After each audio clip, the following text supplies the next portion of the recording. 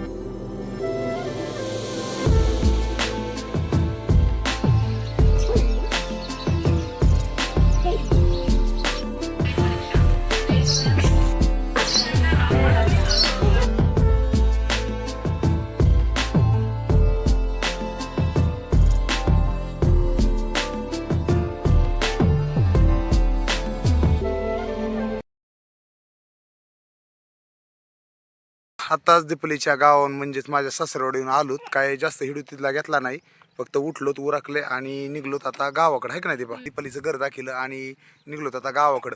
तर शाळा आणि सध्याला पाऊस बी नाही बघा, इकडं पण पाऊस नाही अजिबात. कुठंच पाऊस नाही अजून. आज 21 तारीख आहे आणि 21 तारखेच्या ठिकाणी बघा डेखळे अजून डेखळं सुद्धा फुटलेलं नाही साईडला. पाऊसच नाही तर काय ढेकळं फुटतं. तर चला म्हणलं आता पाऊस नाही तोवर काम नाही तोवर एकदा जाऊन बी यावा. म्हणजे भेटून येणं होतं दीपालीचं आणि पुन्हा जायची गरज नाही. विराजला बी मग शाळेमुळं पुन्हा आम्हाला पण सुट्टी गावायची नाही. पाऊस पाणी चिखल होतं ना रोडनी त्याच्यामुळं. तर चला आता तुम्हाला आजच्या व्हिडिओमध्ये दाखवतो काय दाखवायची ती. आता तर निघालो घरी. आता डायरेक्ट आम्ही आलेलो आज म्हणजे दीपालीचं गाव आहे म्हणजे हरिनारायण आष्टा. आता जायची आष्टी तालुक्याला आणि तालुक्यात जायची आमच्या गाव म्हणजे मांडवा आणि मग जिल्हा बीड. म्हणजे बीड आमचा जिल्हा जर हिडू बघत असेल तर. पण आता सध्याला तर आष्टी आणि मांडवा. जायचंय आम्हाला आष्टीला. आष्ट्याहून आम्ही चाललो तर आष्टीला आता. आणि आष्टीहून कुठे जायचंय? मांडव्याला. मांडव्याला. किती किलोमीटर आहे? 6. नाही हे सगळं किती किती किलोमीटर असं आता इथून अंतर आपण चाललो ते. तर समजा 10 आणि ते 10 20 22 किलोमीटर. हा 20-22 किलोमीटर असेल. हा. चला आनंदी पण झोपी राहिली. चला चला तिला पण झोप आली आता. विराज चल टाटा कर. विराज टाटा कर ना. खडू खडू आणलाय विराजनी, खडू चला आणलाय. आणली तिथून. चला तर आम्ही आता चाललोत ना गावाकडं. तर आंधळेवाडी गावातून चाललो पुढं. तर बरेचसे रोड आहेत यायला आहे का नाही विराज? आपण ते जामगावून जायचं का? जामगावून जायचं नको. विराजला तिकडून जामगावकडून लय झाड आहेत ना, प्या वाटतं. तर आत्ता आम्ही जे चाललोत ना तर आंधळेवाडी गाव लागत आहे. म्हणजे हरिनाराष्ट्र आंधळेवाडी नंतर आष्टी तालुका नंतर मांडवा. तर चला पटकन आम्ही 22 किलोमीटरचा अंतर घेतो हे करून आणि मग घरी गेल्यावर डायरेक्ट आता दाखवलो. कुठं आलो? आंधळेवाडीमध्ये. ठीक आहे ठीक आहे ठीक आहे. आनंदी झोपली.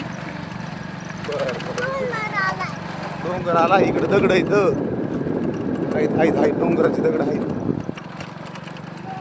दिसत नाही असं आहे. सगळ्या नांगरटी झाल्यात. जास्त वस्ती नाही तिथं. हा तुमच्या वस्तीवर आहे हिरवळ. दीपालीच्या नाही का त्यांच्या इकडं आहे जास्त जरा हिरवळ. थोडं पाणी आहे तर असं हिरवळ दिसत होती. पण इकडल्या साईडला तर बघा भकास झालंय असं. चला पाऊस झालं की हिरवळ वाढल इकडं पण.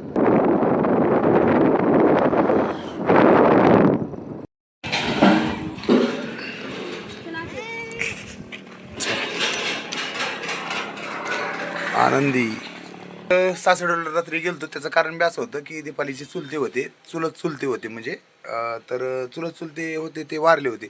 थोडंसं दुखत बी होतं पहिलं, थोडंसं किडनीवर थोडंसं काय तरी म्हणले होते पहिलं, थोडंसं हे झालंय म्हणजे थोडंसं दारुनी वगैरे होत असतं नाही का. चला ठीक आहे, झाल्या त्या गोष्टी आणि दवाखान्यात होते तेव्हाच 2 दिवस अगोदरच मला हे जास्त नो गॅरंटीमध्येच काय गॅरंटी वाटाना, कारण लयच दुखत आहे.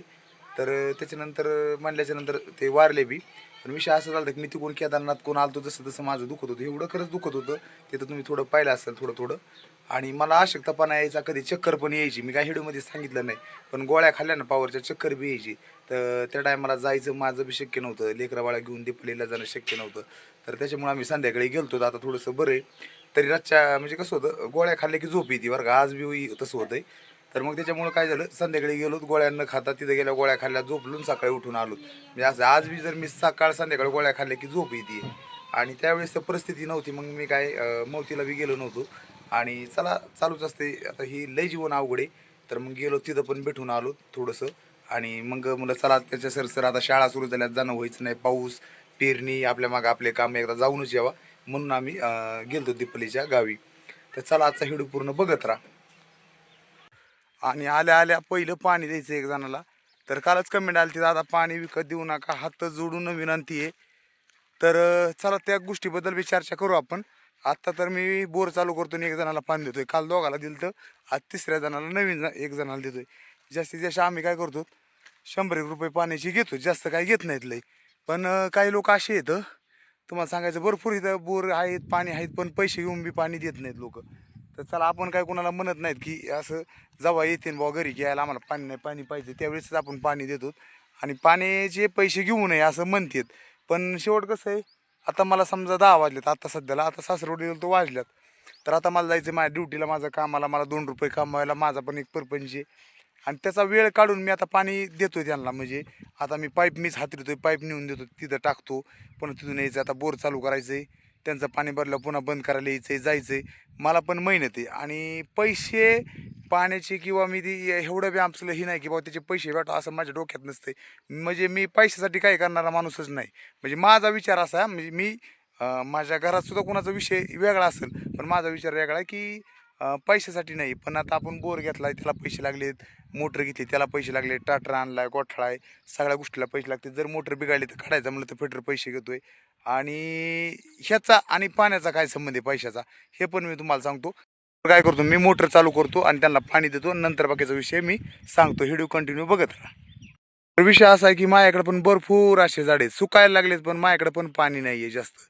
तर हाय जेवढं पाणी भरपूर तेवढ्यात मी माझी झाडं जगून कसं तरी माझं थोडंसं हिरवं, कसं तरी मी थोडासा घास, थोडी गवार, आणि जास्त काय हिरवं नाही केलं. पाण्याची एवढी मी बचत करतोय की सांगायचं नाही. इथं थोडी झाडं एवढीच हिरवी येतं आणि इथं ही लाईन सगळी माझ्याकडे, पण झाडं सगळी अशी सुकल्यावणी दिसते. त्याचं कारण आहे पाणी कमी पडलंय. पुढच्या वेळेस आपण ह्याला ठिबक पण करून घेऊ उन्हाळ्यात पुढच्या. ह्यावेळेस पैशाची माझी पण अडचण आहे आणि त्याच्यामुळं समजून थोडंसं घेतलं पण पाहिजे काय अडचणीचं. तर इकडे बघा किती मोठी झाडं आहेत अजून पण. तर सारखं काय जावं लागतंय मोटर चालू करायला, मोटर बंद करायला, पाईप हातरायला, मेहनत नाही तर कशी आहे असं गोष्ट आहे. आणि चला प्रत्येकजणाचा विषय असतो, पाण्याचं काम आहे, पुण्याचं काम आहे, सगळ्या गोष्टी मला त्याचं ज्ञान आहे आणि वैयक्तिक मी त्याच्याबद्दल बी बोलतोय, म्हणून तर पाणी देतोय मी. नाहीतर ज्ञान नसेल तर पाणी दिलं बी नसतंय.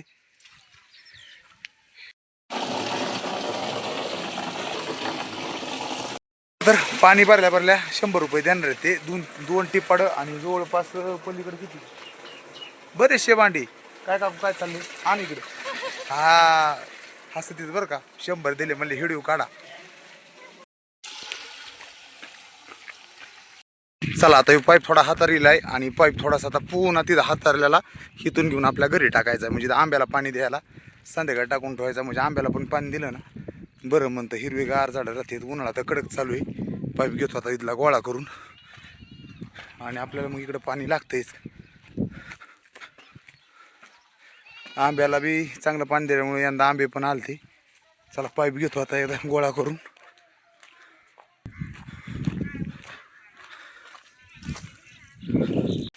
चला तर विषय मेन असा आहे की जे आपण 100 रुपये घेतो, समजा 2 टिपाडे जरी भरले, समजा 200 लिटरचे 400 लिटर पाणी, पुन्हा 2-4 हांडे बी आपण वर एक्स्ट्रा जरी दिले समजा किंवा थोडंफार जास्त कमी बरे तिथंच कधी कधी थोडंफार आपल्याला नाही मानतात नाही.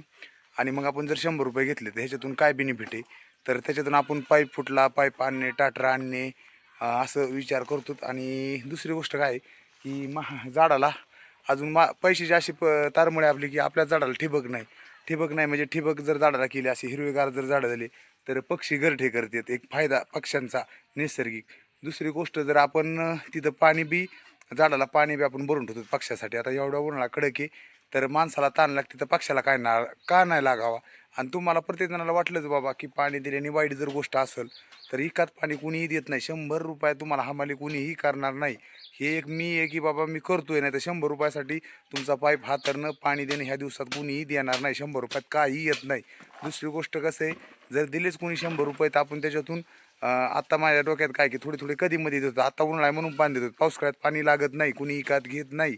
तर उन्हाळ्या पुरतीच म्हणजे पाणी घेतात म्हणजे नाही का. उन्हाळा लागला तर माणसं पाणी घेतात विकत गरज लागली तर. आणि मग त्याच्या दृष्टिकोनातून आपण काय करायचं, पैसे आले तर ठिबक करायचं. ठिबक केल्यानंतर थोडे झाडे मोठे होतात, पक्षाला म्हणजे चिमण्याला वगैरे घरटे करायला बी होतात. त्या प्लसमध्ये आपल्याला फळ पण भेटतं. आणि ह्या वर्षी अशा डोक्यात आहे की आपल्याला कुंड्या आणायच्या आता. तर ह्याच वर्षी आपल्याला कुंड्या आणायच्या होत्या. कुंड्या म्हणजे कशा, मटक्याच्या म्हणजे मातीची कुंडी जसं माठ म्हणतो आपण तसं कुंड्या आणायच्या होत्या. त्या जर कुंड्या आणून म्या जर झाडाला बांधल्या असत्या तर गार पाणी पक्षी पिले असते म्हणजे चिमण्या वगैरे. ते एक पुण्याचं काम आहे. खरं पुण्याचं काम काय आहे, उन्हाळ्यात पक्ष्याला पाणी प्यायला नसतं आणि ते जर आपण कुंड्या ठेवल्या आणि त्या भरून ठेवल्या तर गार पाणी असलं तर चिमण्या पितात. आज उन्हाळा एवढा कडक आहे तर आपण सुद्धा घरी पाणी भरलेलं पिऊ शकत नाही, गरम होतंय. मग पक्ष्यांनी काय करायचं, तुम्हाला जर मदतच करायची, तुम्हाला जर एवढीच एकदम नाही का बाहुना असेल तर मी काय म्हणतो माहिती का, कुठंतरी 2 रुपये असं खर्च करून पक्षासाठी पाणी सोय करा, तिथं पक्षाला मटकी आणा, त्याच्यावर खर्च करा. ह्याला म्हणतात खरं पुण्य. आता समजा मी केदारनाथ धाम केला तर मी पुण्य माझं मानत नाही. मी गेलो देवाला, देवाचं दर्शन घेतलं, थोडंसं मला काही गोष्टी शिकायला भेटल्या, मान्य आहे. पण अशी गोष्ट नाही की बाबा देवाला गेलं म्हणजे पुण्य होतं, मी नदीत आंघोळ केली म्हणजे मी पाप केलेलं धुवून निघन, असं कधीही होणार नाही. तर विषय काय आहे, असं पुण्य करायचं की बाबा पक्षासाठी कोंड्या करणे. आता आपल्याकडे ह्या गाय आहेत त्यांच्यासाठी काय करता येईल, प्राणी आहेत ठीक आहे त्याच्यातून उत्पादन निघते, पण त्यांच्यासाठी काय करू शकतो हा विचार करायचा असतो पैशाचा. आणि आज पैशाचा असा विषय, जर आपण पैसे नाही घेतले किंवा घेतले बी तर आज तर असा जमाना सध्याला चालू आहे, आपण एखाद्याला जगण्यासाठी किडनी जरी दिली तरी ते समोरचा माणूस नीट झाल्यावर काय म्हणतो माहिती का, किडनी दिली म्हणजे किडनी खराब असेल म्हणूनच दिली असेल. म्हणजे आजचा जमाना असेल त्याच्यामुळं पैसे घ्या, पुण्याच्या जागा तुम्ही त्याचा यूज करा. असं नाही की पाण्याचे पैसे घेऊ नका, पाण्याचे पैसे घेतले तर तुमचं काही नुकसान आर्थिक होईल. माझा अनुभव आहे असं. पण माझा अनुभव असा सांगतो की मी 20 ते 25 वर्ष झालं की देवाला पाणी घालतो दरवर्षी. पाडव्याच्या टायमाला मी ना पैठणला नागतळ्याला जातो, पहिले चलत जायचो, आता गाडीवर जातो पैठणला. पैठणून पाणी आणून देवाला घालतो. तर कमीत कमीत 20-25 वर्ष शिवाय की कमीत कमीत आपल्याला पेयापुरतं जरी पाणी लागलं ना तरी लई झालं, अशी माझी इच्छा आहे. देवाने आपलं भरपूर चांगलं केलं आहे, कुठंही वाईट केलेलं नाही.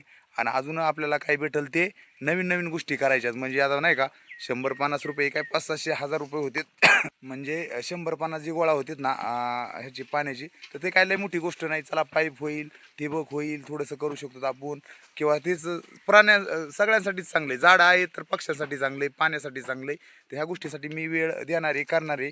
आणि शेवट कसं आहे, ज्यांना गरज आहे त्या गोष्टीसाठी ही केलं पाहिजे. म्हणजे माणसं तर आहेतच, माणसाला कळत आहे 2 रुपये आहेत, तसं पक्ष्यांना काय कळत आहे.